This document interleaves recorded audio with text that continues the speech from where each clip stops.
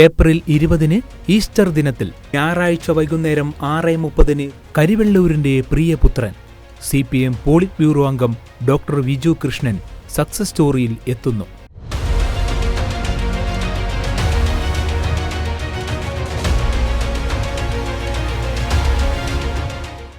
സയന്റിസ്റ്റായ doctor P Krishnan Shyamala ദമ്പതികളുടെ മകൻ സുരക്ഷിതമായ ജോലി ഉപേക്ഷിച്ച് രാഷ്ട്രീയത്തിൽ എത്തിയത് എങ്ങനെ?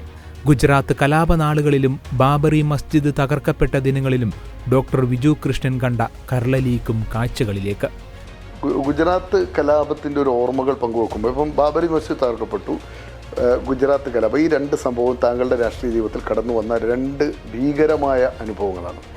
നൂറുകണക്കിന് മനുഷ്യർ കൊല്ലപ്പെട്ട, ആയിരക്കണക്കിന് മനുഷ്യർ കൊല്ലപ്പെട്ട, ഒരിക്കലും ഇന്ത്യ പോലുള്ളൊരു സംസ്ഥാനത്ത് നടന്നുകൂടാത്ത ഒന്ന് സംഭവിച്ചിരിക്കുന്നു.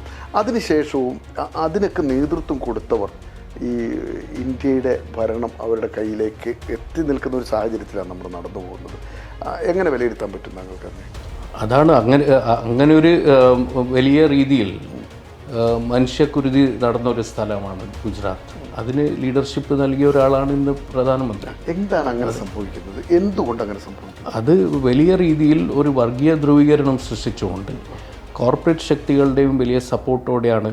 അന്ന് തന്നെ നമ്മളോട് കർഷകർ പറയായിരുന്നു, this is not any Gujarat model, ഇത് അംബാനിയും അദാനിയും മോദിയും ചേർന്നുള്ള മൊദാനി മോഡലാണ്, കോർപ്പറേറ്റ് കൊള്ളയുടെ മോഡലാണ്.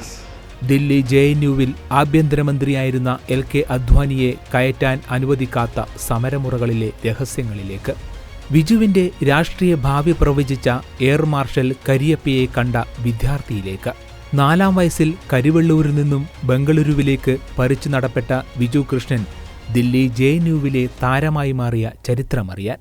JNU 95 ജൂലൈയിലാണ് ചേർന്നത്. 96 ഓഗസ്റ്റ് 25 SFIൻ്റെ മെമ്പർഷിപ്പിലോട്ട് വരുന്നത്. അതുവരെ ബ്രോഡ്ലി സെക്കുലർ ലെഫ്റ്റ് എന്നൊരു പൊസിഷനിലായിരുന്നു.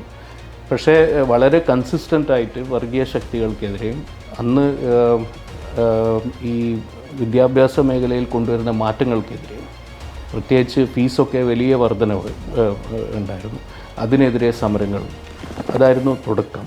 ഭാരതത്തിലെ ഒട്ടുമിക്ക സംസ്ഥാനങ്ങളിലെയും കർഷക പോരാട്ടങ്ങൾക്ക് നേതൃത്വം നൽകിയ സീതാറാം യെച്ചൂരിയുടെയും പ്രകാശ് കാരാട്ടിന്റെയും പ്രിയ ശിഷ്യനെ അറിയാൻ, ലാളിത്യത്തിന്റെ ആൾരൂപമായ പൊതുപ്രവർത്തകനെ അറിയാൻ കാണുക സക്സസ് സ്റ്റോറി.